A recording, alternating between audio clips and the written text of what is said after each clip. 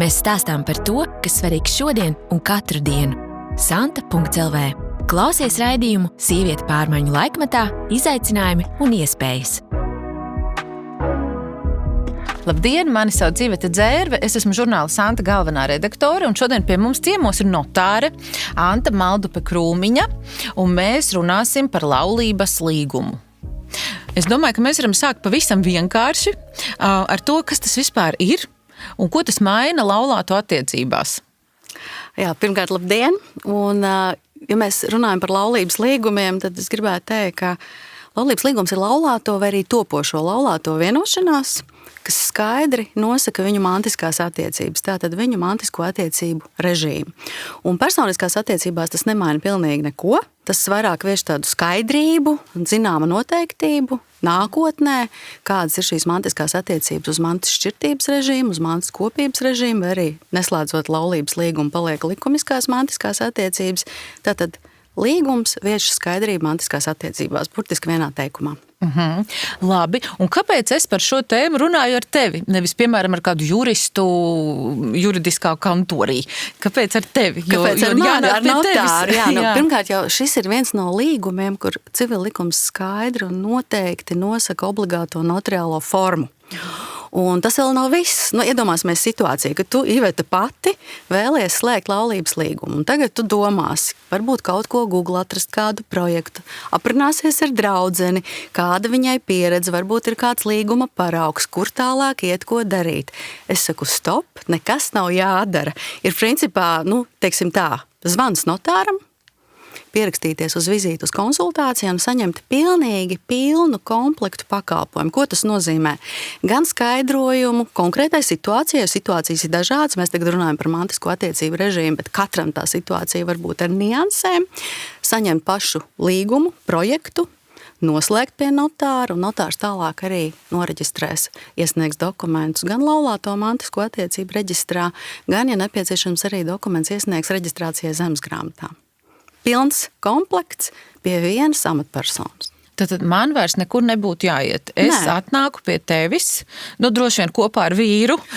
Šis ir tas obligātais, kur abiem reizē nevar ne pēc pilnvaras nekā savādā kādu citu aizsūtīt. Šeit jānāk ar abiem laulātajiem vai arī topošajiem laulātajiem. Jā, tas nevar tā, tur viens un mēs sarunājām. Nē, bet tu saki atnākt, un tā atnākšana arī var būt divos veidos, ko es gribu teikt, lai pacelti to pakalpojumu būtību un to iespēju klientam kā ērtāk. Jūs arī varat saņemt attālināt šo pakalpojumu. DigiNotārs platformā tieši šo līgumu var noslēgt attālināt, un notārs tieši tāpat tālāk veiks visu nepieciešamo, gan konsultāciju, gan līgumslēgšanu. Ja ir elektroniskais paraksts, visu var izdarīt arī DigiNotāra platformā. Ļoti forši, jā, ļoti labi. Labi. Es personīgi, varbūt tas vienkārši ir manā burbulī tā, bet es ļoti daudz dzirdu par laulību līgumiem pēdējā laikā. Tā ir, ka šobrīd cilvēki slēdz vairāk tos līgumus, vai tas tikai man tā izklausās? Es gribētu teikt, ka ļoti liels šis kāpums ir. Es speciāli pirms mūsu podcasts, pirms mūsu sarunas tieši apvaicājos, ir vidēji ap 900 plus mīnus pēdējo 2 gadu laikā bijuši, cik pie kolēģiem mēs tādu statistikas datus paņēmām, bet kuras varētu teikt, manā praksē, es varu tikt no savas prakses vadīties, ka tieši laulības līgumi kļūst arvien vairāk slēdzami to pāru starpā, kas plāno doties laulībā. Jo šis ir ļoti interesants faktors, ko daudz varbūt nezina, ka šo līgumu var noslēgt gan pirms laulībām, gan arī jau laulības laikā. Vienalga, vai ir 1 gads kopā nodzīvots laulības dzīvē, vai kaut vai visi 10, 20 un vairāk. Šeit nav kaut kāds termiņš, kad drīkst vai kad nedrīkst. Vienkārši, ja noslēdz pirms laulībām, tad nav nekāda kopīga laulāto manta. Mēs vēl neesam nekādu saimniecisko kopdzīvi sākuši, kur ir kādas manta varētu būt, kas būtu varbūt jādala pat, tad ir iespēja noslēgt pirms laulībām. Protams, jā, šo laulības līgumu varēs noreģistrēt laulāto mantisko attiecību reģistrā, ko ved uzņēmuma reģistrs tikai tad, kad laulība būs slēgta. Jā, tas ir stājas spēkā. Un manā praksē ir tieši, ka pirms jau grib sakārtot skaidrību vietas šajās mantiskajās attiecībās, tad, kad vēl nekā nav, un tad, kad mēs esam vēl pašā ceļa sākumā, pāris konkrēti. Jā, es esmu dzirdējusi, ka reizēm tomēr cilvēki, bet es atzīšu, tie laikam ir vecāki cilvēki, kuri saka, tad jau varbūt jūs viens otru nemaz tā nemīlat un neusticaties, ja jūs slēdzat tos līgumus. Kā tu uz to skaties kā notāre? Es pilnīgi kā notāre skatos, es teikšu tā, kolosāls juridisks instruments vai mehānisms, kā nu mēs viņu nosauktu, lai noteiktu skaidrību. Un taisn otrādi, lai nākotnē izvairītos no strīdiem. Tātad tā ir izvairīšanās, jo kas var būt pa strīdiem? Ja gadījumā tiešām laulība ir jāšķirs, atvainojos, ja gadījumā viņi tiešām ir jāšķir, tad šī vienošanās par mantas sadali, tas ir viens no tādiem klupšanas akmeņiem laulātajiem, kad, ja gadījumā arī pie laulāties laulības šķir pie notāra, tad tas ir viens no tiem, kur mēdz būt nesaskaņas un domstarpības, un kur jāmēģina rast tas vidusceļš.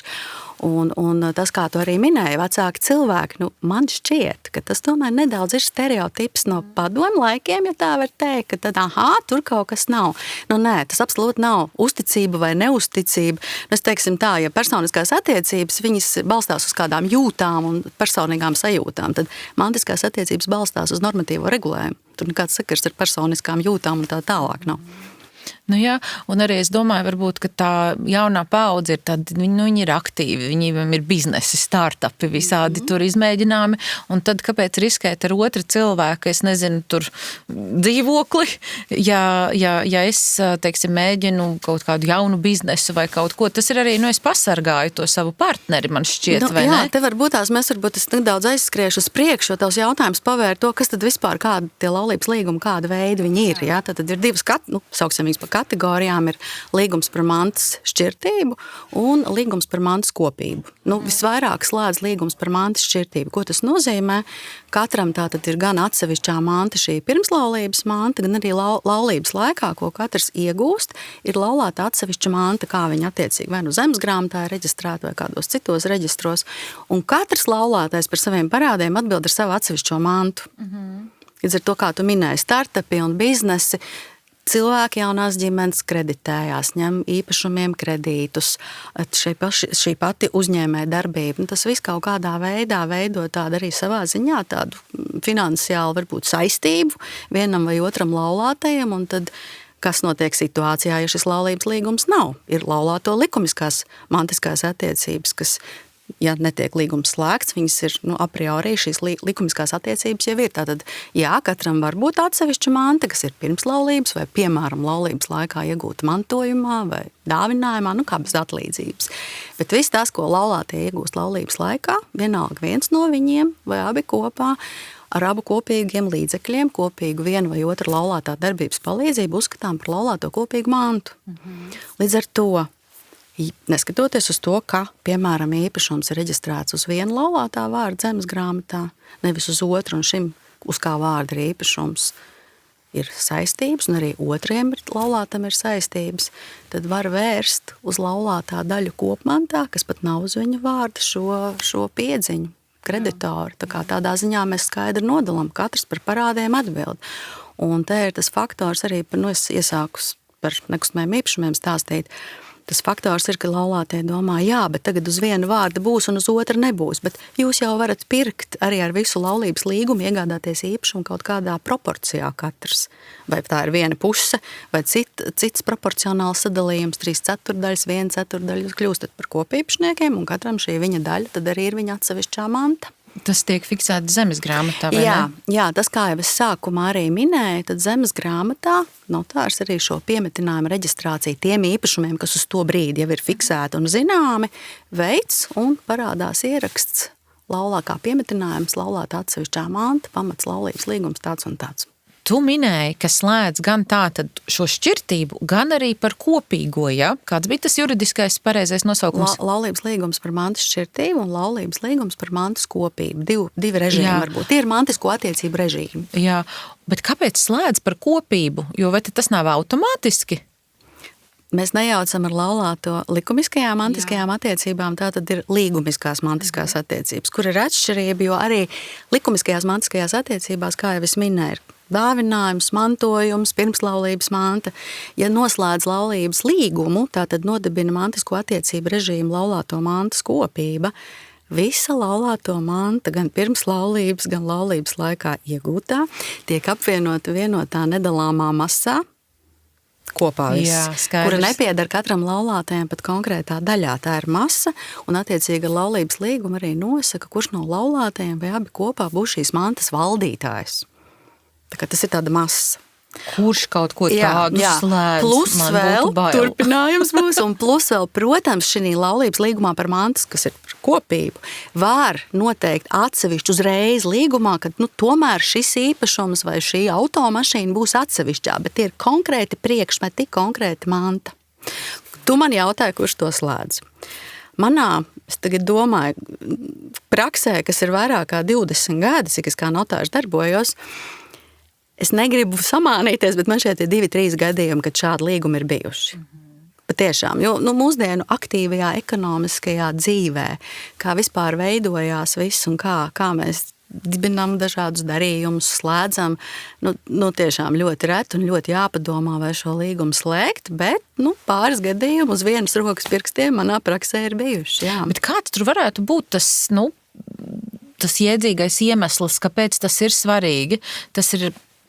Tas ir pilnīgi personisks ģimenes lēmums, jo laulības līgums tomēr ir ģimenes, tas ir pāra lēmums, tur nevar no malas pateikt, tev vajag vai nevajag.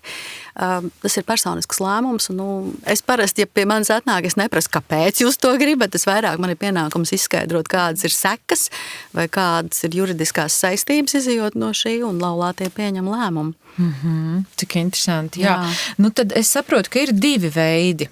Jā, līgumi ir 2. Līgumiskās, mantiskās attiecības ir 2, jo es vēlreiz gribētu uzsvērt par to, ko mēs arī runājām iepriekš, ka laulības līgums tikai un vienīgi regulē mantisko attiecību režīmu. Mēs šajā līgumā neatrunājam bērnu jautājumus, aizgādību vai saskarsmi vai uzturlīdzekļus vai ko citu. Tas ir mantisko attiecību režīms. Jā, viņš var saturēt kā papildus atsevišķu vienošanās sadaļu par mantas sadali. Vai blakus noslēgt šādu vienošanos vai saturēt kā līguma daļu, jo varbūt, ja šo laulības līgumu slēdz, tad, kad laulība jau ir kādu laiku bijusi, ir kāda manta jau iegūta laulības laikā, un laulātie vēlas arī šo mantu sadalīt. Arī tā var būt. Bet pamatā, pamatā tas tikai mantiskās attiecības, mantiskais režīms, nekas cits. Un es saprotu, tas ir, kā tu teici, tur ir tās nianses, kuras var katrs ierakstīt, kā izdomā. Ja? Ko tu domā ar niansēm? Tās nianses, piemēram, kā tu teici, ja ir šis te kopīgais, ka tad es varu ierakstīt, ka tomēr tās atsevišķās lietas būs atsevišķas, vai arī, ja mēs ir šī te šķirtība, ka tad arī mēs varam ierakstīt šis dzīvoklis mans, vasarnīca tava, ka tas ir atkarīgs no cilvēka.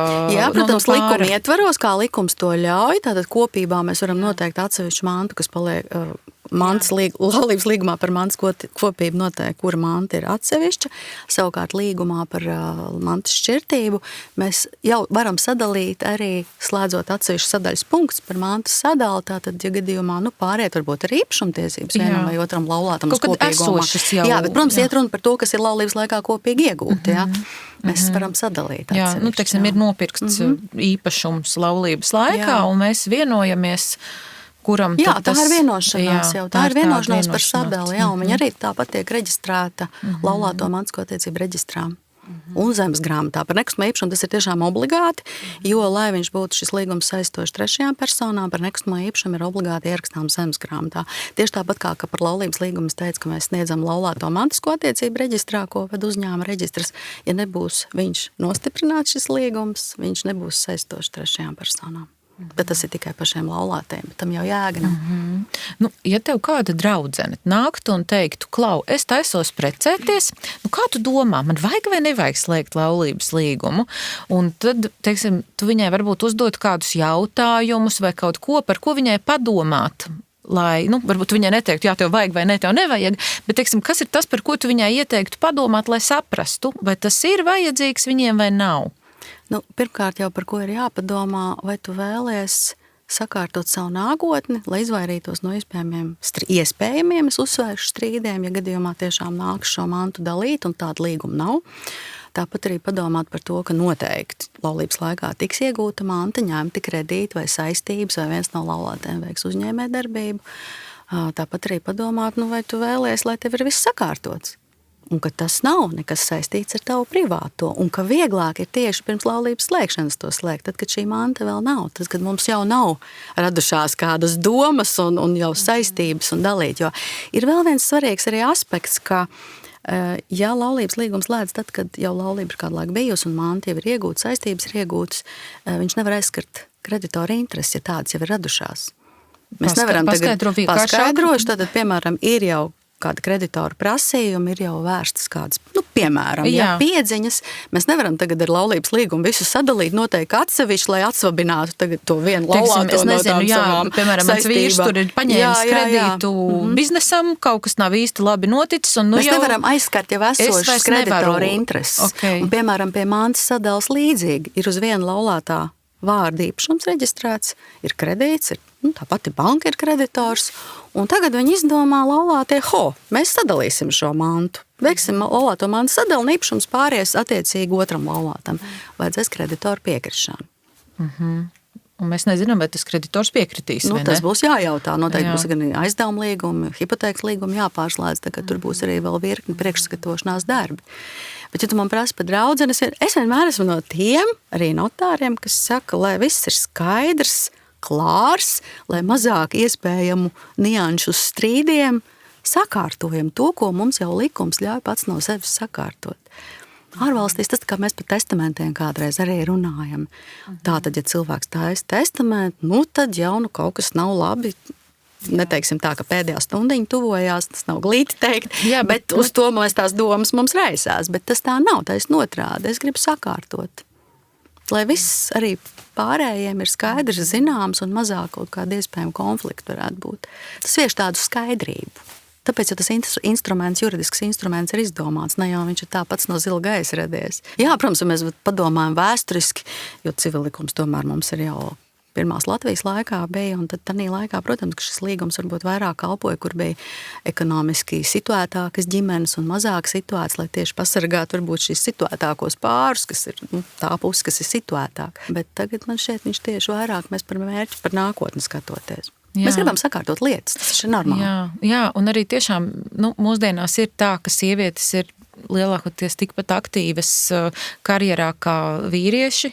Teiksim, ja mēs skatāmies salīdzinām ar to laiku, varbūt, kad sievietes bija biežāk mājās un rūpējās par ģimeni, un tagad tiešām katram ir tā sava nauda, vai ne? Un savas lietas, un savas saistības, un savi riski.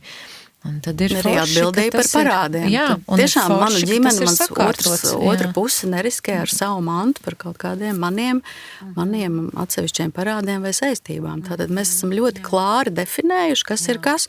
Un kā tu saki, sievietes mājās rūpējās par bērniem, šī tā kopīgā darbība, kas ir kopīgā darbības palīdzība. Un tad jau mēs varam arī ieteikt vienmēr, bet tad šis īpašums var reģistrēt uz abiem. Nav jāreģistrē tikai uz vienu laulāto. Jo tas ir arī viens no jautājumiem, kas tiek bieži tieši no sieviešu puses uzdots. Īpašumu pērk, iegādājas, uz vīra vārdu, reģistrēt zemesgrāmatā uz vīra vārdu, ir laulības līgums par atsevišķu mantu, un ko tad viņa? Jā, un bet viņa ir rūpējusies par 3-4 bērniem, vai ne? Abi nosakat proporciju. Jums nav jābūt, ka tik uz vīra vārdu ir īpašums. Tas viss ir juridiski sakārtojams. Ir baigi jādraudzējas ar notāru, es klausos. Vai jādraudzēs, vai vienkārši jāprasa padoms, nevis jāskatās, jāmeklē mākslīgajam intelektam, jāprasa jautājumu atbildes. Jā, jo patiesībā tiešām ļoti daudz ko var sakārtot, un ja tajā brīdī, kad tomēr, un puse no laulībām, es saprotu, ka tā statistika ir tāda, ka Latvijā tā ir praktiski puse no laulībām tiek šķirta. Un tajā brīdī, ja tas laulības līgums ir, tad ir daudz vieglāk, vai ne? Vienkāršāks arī ir process. Tātad, ja laulātie var vienoties, viņi arī pie notāra šo laulību šķir un slēdz šo vienošanos par mantas sadali.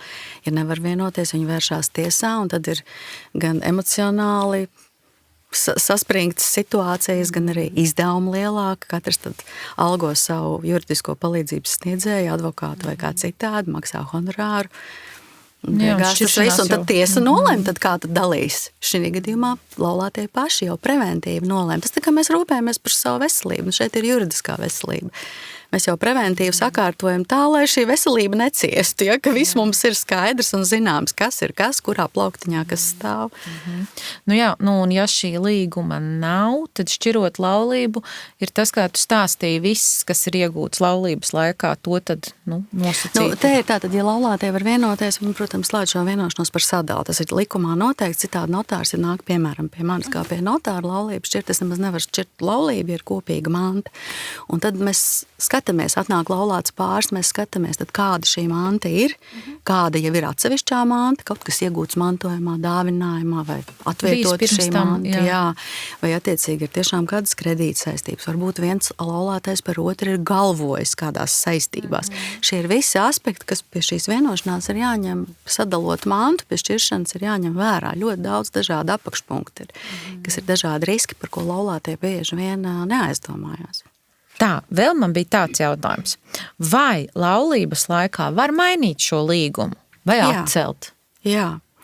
Tātad, jebkuru laulības līgumu, tā kā mēs noslēdzam ar vienošanos, mēs laulības laikā viņu varam grozīt, pārgrozīt. Nu, kā mēs viņu varam pārgrozīt? Noteikti attiecīgi, ja bija laulāto mantu šķirtība, noteikti kopību un otrādi. Ja bija kopība, noteikti šķirtību.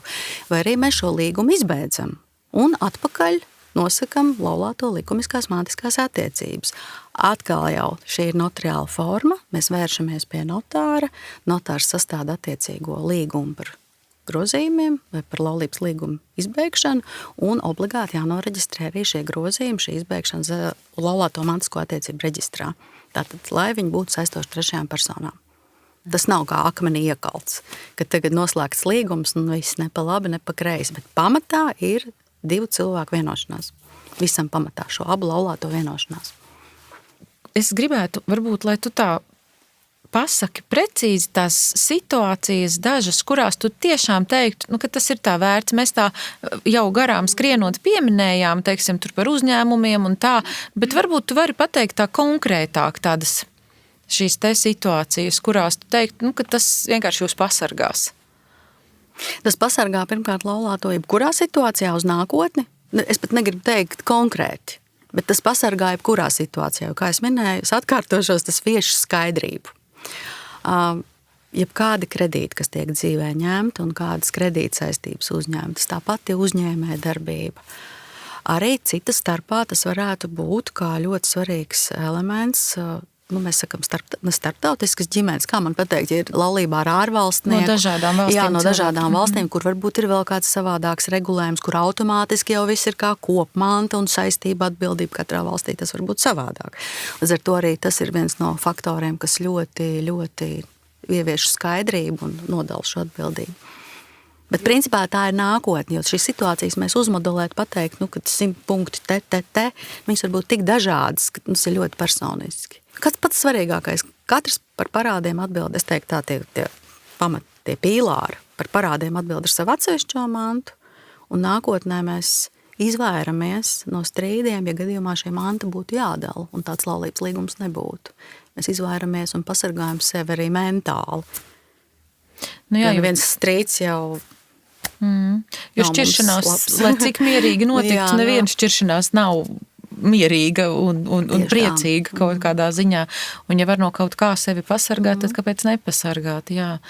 Vēl es iedomājos, ka iespējams, kā tu minēji, ka ir tādi jauni cilvēki, kas precās, kuriem vēl tā īsti nekas nepiedara, bet, teiksim, ja tā ir otrā laulība vai trešā laulība, man kaut kā šķiet, tādā jau pieaugušākā vecumā, kad jau ir kaut kādi īpašumi un uzņēmumi un varbūt saistības, varbūt, ka arī šajos brīžos ir vēl svarīgāk, ka ir tāds līgums. Jā, tad tu ļoti pareizi minēji, tu gan teici par jauniem cilvēkiem. Es gribētu teikt, ka man pieredze šobrīd tieši par jaunajiem cilvēkiem ir, ka viņi ļoti, ļoti domā, par to zina, ļoti zinoši, es gribētu teikt, jaunie pāri, kas precās un tieši šos pirms laulības līgumus jau slēdz pirms laulības. Un attiecīgi ir kuri pāri, kur ir jau ir iepriekšējas attiecības, laulība vai kā savādāk, jau ir savi biznesi, sava uzkrāta manta, arī varbūt bērni no iepriekšējām attiecībām jau ir. Un tad slēdz šo laulības līgumu, jo ir jau arī pieredze varbūt bijusi par sadali un ir šī apdedzināšanās, kā mēs sakām, bijusi un vēlas no šiem strīdiem un visas sadalīšanas procesa izvairīties. Kā arī vienīgais, ko es šeit gribētu minēt, man uzreiz sasaucās tieši par šiem pāriem, kas varbūt, kuriem jau ir manta bagāžā uzkrāta, kad ir tāds liels pieņēmums, kuras saskaros gandrīz katrā laulības līguma slēgšanas gadījumā, ka cilvēkiem ir radies iespējas, ja slēdz laulības līgumu, tad viens no otra nemanto. Es domāju, tie ir par mantu šķirtību. Un tas ir pilnīgi aplam, jo ir speciāli civil likumā arī ir pants, ka laulātais manto neatkarīgi kādas ir likumiskās attiecības bijušas laulības laikā. Šīs mantiskās attiecības bijušas laulības laikā. Tātad, kur ir atšķirība, arī ir mans šķirtības līgums, laulātais manto no otra laulātā, kā mantinieks. Viņš vienīgais, ko viņš nevar izdarīt, viņš nevar mantošanas procesā izdalīt laulātā daļu no kopmantas. Ko tas nozīmē? Tas bija ļoti sarežģīti, ja būtu likumiskās mantiskās attiecības. Mēs runājām ar tevi, visu, ko laulības laikā iegūst kopīgi līdzekļi, viena vai otra darbības palīdzība ir kopīga manta. Un tad, ja atklājās mantojums, tad laulātais no šīs kopīgās mantas var nodalīt laulātā daļu kā kopmantu un vēl mantot ar pārējiem mantiniekiem to, kas paliek pēc nodalīšanas. Jā. Tā kā manto neatkarīgi, arī tur, kur ir laulības līgums par mantas kopību, arī tur manto. Te ir patiesībā jādomā par kādu citu līgumu, jo, teiksim, ja mēs domājam, kā tu teici, piemēram, ka ir bērni no iepriekšējās laulības un, piemēram, varbūt tagad cilvēks precas otro reizi un domā, bet, tomēr es gribētu, lai to dzimtas māju manto mani bērni. Tur. Te varbūt mēs nedaudz atkal ir cita tēma, bet šeit ir atkal jau kolosāli juridiski instrumenti, kā to darīt, un principā šeit tiek noslēgts tāds dokumentu komplekts. Viens ir laulības līgums, un otrs, kas nav populārs, sabiedrība daudz varbūt arī nemaz nezina par tādu līgumu, to sauc par mantotāja atteikšanās līgumu, kur noslēdz vēl pirms cilvēks ir aizgājis mūžībā. Tā nav atteikšanās no mantojuma, jo kad mantojums ir atklājies. Tātad mantotāja atteikšanās līgums slēdz potenciālais mantojuma atstājējs un potenciālais mantinieks. Un tātad viņš jau abām pusēm dzīviem esot atsakās no savas nākotnes tiesības mantot. Un tad ir šis te komplekts, gan laulības līgums par mantas šķirtību, gan mantotāja atteikšanās līgums. Jā, lai pasargātu, teiksim, bērnu tiesības vai... bet tas ir absolūti normāli, īpaši, tas ir jau tādā dzīves gājumā, un ir tiešām arī ir biznesa, un kur bērni varbūt ir iesaistīti, un tas viss ir tik sarežģīti, kā gan to sadalīt tagad kaut kādā veidā. Un tas ir absolūti normāli, un īpaši ļoti bieži abām pusēm ir šādas situācijas, un tad abi ir ļoti priecīgi, ja mēs tā varam šo definēt, ka var šādi ar juridiskiem instrumentiem šīs lietas sakārtot, un atkal nākotnē ir skaidrība, kas un kā. Tik interesanti. Ir vēl kādi šādi, nosacīti blakus līgumi vai līgumi, kurus slēdz vienlaikus ar laulības līgumu? Ar laulības līgumu varbūt nē, tas bija viens no gadījumiem, bet ja tu man jautā par juridisko veselību, kā es gribētu nosaukt, tad viens no dokumentiem, ko arī bieži vien laulātie tie, kuri viens otram jau dzīves laikā neizsniedz kādu pilnvaru rīcībai, piemēram, kaut kāda bankas kontu vai īpašumu pārvaldīšana vai apsaimniekošana, tad ir vēl viens instruments, ir šis nākotnes pilnvarojums, kurš ir tādā nogaidu režīmā, viņš tiek noslēgts, līgums tas ir tas, kurš pilnvarotājs un pilnvarnieks, un viņš ir nogaidu režīmā, viņš nestājās spēkā, bet tur tiek paredzētas tiesības pilnvarniekam, piemēram, jo mēs runājam par laulātajiem, tad tas būtu viens vai otrs laulātais, kaut kāds konkrēts darbības, konkrēts uzdevums vai gadījumā, ja šis pilnvarotājs, kurš ir pilnvardevējs, nespētu vadīt savu rīcību. Tas nozīmē, runāsim vienkāršiem vārdiem. Cilvēks ir dzīvs, bet ir kaut kāda vai bijusi trauma nopietna vai kā savādāk, kur cilvēks nespēja vadīt rīcību, nespēja saprast, ir ārstu atzinums, lēmums, ka tā situācija, piemēram, arī varbūt insulta situācija tāda. Un ko tagad darīt? Ir bankas konta, varbūt ir uzņēmums, kurā ir jāmaksā darbiniekam algas un jāvada šī saimnieciskā darbība, ir vēl kaut kādi jautājumi. Tas viss apstājās. Ko tagad darīt? Un tad ir šis nākotnes pilnvarojums, ko var likt lietā ļoti ātri, nevis caur tiesu dibināt, piemēram, aizgādnību vai kā tava savādāk. Jā, tas būtu garāks process atkal. Jā, un kā tu teici, tu vari ļoti konkrēti ierakstīt, ko drīkst, precīzi, ko nedrīkst, jā. Un viņš stājas spēkā nevis, kad pilnvarnieks atnāks un teiks, es viņu gribu izmantot. Nē. Tur būs ārstu atzinums, tātad lēmums, ka jā, cilvēks ir dzīvs, bet nespēja vadīt rīcību, nespēja saprast savu rīcību, un tad tādā brīdī iedarbinās šis laulības nākotnes pilnvarojuma līgums. Labi. Varbūt, ka tad mēs varam tā tīri praktiski, kā tu man teici, zvans pie notāra, atnāk, un cik ilgā laikā, kā tas notiek, cik tas maksā tādu praktisko burtnīciņu mums? Praktiskā burtnīciņa būs ļoti vienkārši. Tātad ir zvans notāram, Protams, ka notārs uzreiz uzdos jautājumu, vai tas laulība jau ir noslēgta vai nav noslēgta, jo, ja laulība pirmkārt jau ir slēgta Latvijā, tad arī mēs publiskos reģistros varam šo laulības faktu pārbaudīt, bet paņem līdz laulības apliecību, uzrādīt notāram, lai redz, kurš slēgta un kādi ir visi tie precīzie datumi. Kas ir svarīgi, šī apliecība nav Latvijā noslēgts laulības apliecība, nav jāiesniedz tālāk arī reģistrācijai uzņēmuma reģistrā, laulāto mantisko attiecību reģistrā. Bet, ja laulība būs noslēgta ārvalstīs, tad gan šo apliecību vajadzēs un apliecināta kopija būs jāiesniedz. Bet tā tad ir zvans notāram, abi laulātie atnāk pie notāra un šis līgums tiek sastādīts atbilstoši tai situācijai, kāda viņa būs. Varbūt arī saturēs papildus sadaļu par mantas sadalu, kā jau es minēju. Un klienti šo līgumu paraksta. Notārs tālāk pats ar savu elektronisko parakstu pieteikumu mantisko attiecību reģistrācijai uzņēmuma reģistrā. Pats iesniedz caur Latviju LV gan šo līgumu, gan šo pieteikumu, samaksā uzņēmuma reģistra valsts nodevu 19 € par jaunu līguma reģistrāciju un aptuveni 2 dienu laikā uzņēmuma reģistra valsts notārs pieņem lēmumu par mantisko attiecību reģistrāciju. Un attiecīgi par piemetinājumu, jā, tie ir ļoti svarīga nianse. Ja ir jau kādi īpašumi, kuri jau ir iegūti, kuriem būtu šis piemetinājums, tātad konkrēti ieraksts, ka ir atsevišķa manta nepieciešams reģistrēt zemes grāmatā, tad jā, uzņēmuma reģistrs nosūta tādu atzīmes paziņojumu, bet ir obligāti jānoreģistrē šis piemetinājums, kur arī notārs redz, kad līgums ir noreģistrēts pats, ar savu e-parakstu nosūta elektroniski nostiprinājumu lūgumu zemes grāmatā, lai šis piemetinājums būtu reģistrēts. Tur, ja notārs sūta, tad tā kancelēs nodeva 7,20 €, jo tur ir nedaudz mazāk. Par notāru pakalpojumiem ir tātad laulības līgums ir 80 € plus PVN, tad ir, kas ir attiecīgi arī notariālā valsts nodeva 3,56 € par aktu, par izrakstu 7 €, mums ir veidojās no tādām mazām niansēm. Attiecīgi datu bāzēs par katru personu, kas ir nederīgie dokumenti, iedzīvotāja reģistra datu bāzi 3 € par katru personu, PVN nāk arī klāt, protams. Un tad attiecīgi skatās, ir vai nav šajā nostiprinājuma lūguma vēl papildus nepieciešama. Tur ir tādi mazi kniksīši, kas nāk klāt, attiecīgi ir vai nav nepieciešams kaut ko vēl iesniegt kādā reģistrā. Bet principā tā publiski, ja mēs jautājam, tad aiziet reģistram tieši zemes grāmatai, nekustamā īpašuma reģistram, ko ved zemes grāmata. Bez laulāto mantisko attiecību reģistra. Izklausās, ka visu grūto darbu izdara notārs. Tas ir galvenais. Man ļoti patīk, ņemot vairāk, man ļoti patīk gatavot dažādas deserts un cept kūkas. Te es klientiem vienmēr saku, jūs esat pie manīm atnākuši, un jūs neredzat, kā es to kūku mīklu tur gatavoju, kā es cepu.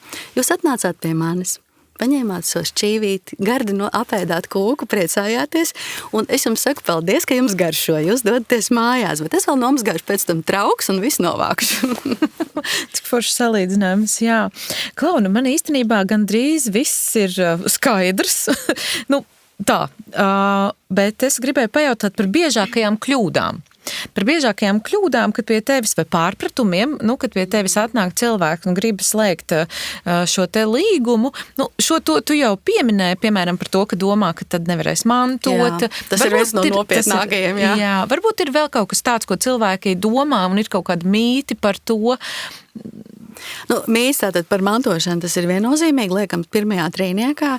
Otrs, es teiktu, mīts ir noteikti domā, ka paši var sastādīt, paši kaut kur Google atrast kādu projektu un tad paši kaut kur sniegt iet. Nē, šeit ir tiešām viens no retajiem līgumiem, kur ir obligāti notariālā forma. Tātad to paši nevar izdarīt. Un vēl viens no arī top trīniekiem tomēr būs šīs personiskās. Tātad, ja es slēdzu laulības līgumu, tātad tur nav labi kaut kas. Tātad viens otrs neusticās. Jā, protams, mēs nevaram izslēgt, ka laulības līgumu arī slēdz situācijās, ka jūt, kad attiecības šķobās un varbūt būs šī laulības šķiršanas process jāuzsāk, un tad mēs jau tagad, mums būs vienošanās, un manta būs jau ar laulības līgumu noteikti. Jā, pavisam, kamēr šķīvi vēl neplīst, jā, tad jau tagad viss sadala. Jā, protams, jo tas jau nenozīmē, ka visam ir jābūt ļoti rožaini. Jā, varbūt jau situācijas, kur kā saka, kaut kas nelāks varbūt ir cilvēkiem, ja, bet principā, ja viņi var vienoties ļoti labi, un vienoties var ātrāk, kamēr tā situācija nav pavisam padziļināta bijusi, vai ne? Tā kā tas ir arī viens no tādiem mītiem. Jā. Vēl es iedomājos, tu minēji par bērniem. Varbūt, ka tur vēl mēdz iedomāties, ka tur var kaut ko ierakstīt. Tas mīts ir, ka, jā, tas ir manā praksē bijis mīts. Ļoti pareizi man tikko atgādināja, ka grib ierakstīt dažādas personiskas lietas iekšā. Tā skaitā, ja mēs šķirsim laulību, tad būs jāmaksā tāda un tāda kompensācija. Laulības līgums tiešām tas ir mantisko attiecību režīms. Papildus personiski jūs varat vienoties par dažādām lietām, dažādiem jautājumiem, slēgt vienošanos par bērnu aizgādību saskarsmi, uzturlīdzekļiem. Tas ir atsevišķs dokuments. Savā laikā, pat Latvijas laikā, es atceros, es lasīju, bija profesors Jānis Vēbers, kas bija viens no civila likuma atjaunotāju grupas. Latvijas universitātē bija ļoti cienījams profesors, tagad jau aizsaulē krietnu laiku. Un viņš nepabeidz uzrakstīt komentāru šai ģimenes tiesību sadaļai civila likumam, ko atjaunoja. Bet daļu grāmatas izdeva, kas bija nepabeigta, bet daļa izdeva. Un turpat es vēl tagad atceros, ka es senos laikos mācījos uz kaut kādu notāra eksāmenu 2000, kurā gadā es vēl tur mācījos uz viņu. Es atceros, ka es lasīju tos komentārus, un man vēl tagad ir atmiņā stāsts, ka Latvijas laikā pat bija ierakstījis, ja laulības līgums satur ārpus mantisko attiecību režīmu kaut kādus papildus nosacījumus, tad tādu laulības līgumu vispār nereģistrē. Viss. Tur var būt tikai īsi, un, ja vēlaties, lūdzu papildus. Protams, citi. Mēs varam šādā ziņā, tādā ziņā, es saku par to mantas sadalu, kā es minēju, jā, tā ir atsevišķa vienošanās, bet kā mēs tagad mākam divu vienā uztaisīt lielu līgumu, laulības līgums un vienošanās divu vienā, nav jau aizliegts. Bet par personiskām gan nē. Un tas jau arī ir tā vienkārši ierakstīts, pēc tam par to visu var būt strīds, un tiesā to visu mainījušies ir apstākļi. Patiesībā tad tas līgums ir diezgan... ļoti savs racionāli juridisks tāds konkrēti. Tikai par to un ne par ko citu. Tur nevar neko tā stipri daudz vēl piesacerēt klāt. Nē, domās var, bet rakstīt mēs nerakstam parasti. Jā, skaidrs. Tad tās arī ir tās laikam biežākās lietas, ar ko var... Vai arī, ko es tagad tikko ar tevi sarunājoties, man ienāca prātā, varētu arī būt kā tāds doma, ka tātad, ja mēs noslēdzam līgumu, tad mēs tiekam atbrīvot no visām kredīt saistībām attiecībā pret kreditoriem. Un kā es minēju, iegūtās kreditoru saistības netiek aiztikts ar šo laulības līgumu. Mēs nevaram aizskart kreditors, ja viņiem jau ir iegūtas kādas tiesības. Tātad tās paliek. Jā, tas nozīmē, protams, ka mēs netiekam... Samazināt parādus tagad šādā veidā, noslēdzot līgums, lai nebūtu jāmaksā, tas tā nav. Jā, tas jau ir radies, un šī saistība ir radusies, un viņa ir jāpilda. Līguma ir jāpilda. Tas ir tā kā no tā punkta, ja mēs tagad noslēdzam, tad tālāk nākotnē. Tas, kas notiks tālāk, tas būs tālāk, bet ja jau ir, tad ir. Skaidrs. Vai ir vēl kaut kas, ko tu gribi pateikt par šo tēmu, ko es tev neesmu pajautājusi? Principā tu man uzdevi galvenos jautājumus, bet vēlreiz tiešām es gribētu visiem klausītājiem akcentēt. Tas ir skaidrība nākotnē par mantiskām attiecībām, kas taisn otrādi ļauj mums izbēgt un izvairīties no kādiem strīdiem. Tas, kas saistās tikai un vienīgi ar mantu, ne ar mums personisku. Absolūti neuztver to, ka tas ir kaut kāds uzticības vai neuzticības jautājums. Taisn otrādi, tā ir tāda atbildīga rīcība. Principā ģimenes interesēs atbildīga rīcība, jo mantas jautājumi vienmēr ir svarīgi bijuši. Un treškārt nemeklēt pašiem, netērēt savu laiku, neuzzināt no kaimiņa kādu nepareizu informāciju, apklaušinot visus iespējamos gadījumus, atnākt aprunāties pie notāra. Var jau būt, ka klients arī izlems vai šis pāris, ka viņiem nemaz nevajag. Viņiem šīs laulāto likumiskās attiecības patiesībā sakot ir ļoti labas, jo arī tur var būt gan kopīga manta, gan atsevišķa manta. Tas ir pāri ģimenes lēmums principā. Bet nebaidīties atnākt runāt, un pēc tam pašiem nekas nav jādara. Būs kūka uz šķīvīšu. Lieliski. Paldies tev. Lūdzu, prieks bija runāt. Raidījumu ciklu Sieviete pārmaiņu laikā izaicinājumu un iespējas finansiāli atbalsta Mediju atbalsta fonds. Par sievieti pārmaiņu laikā izaicinājumu un iespējas saturu atbild žurnāls Santa. Vairāk aizraujošu raidījumu par aktuālām tēmām klausies santa.lv un lasi žurnālā Ieva.